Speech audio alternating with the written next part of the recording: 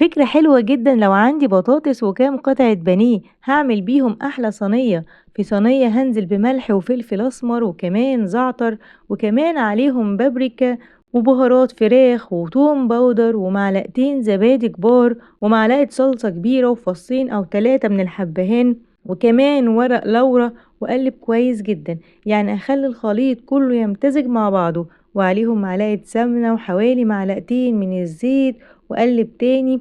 دلوقتي هانزل بالبصل وكمان هانزل بالفلفل الأخضر وكمان طماطم، ودلوقتي هانزل بالبطاطس. أنا باحب أقطعها بالشكل ده بتكون كبيرة شوية.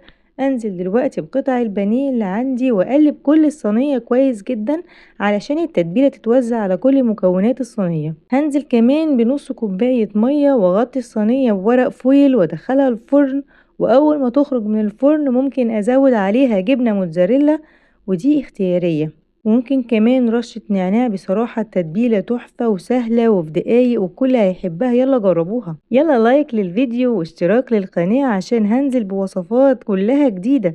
مع السلامة.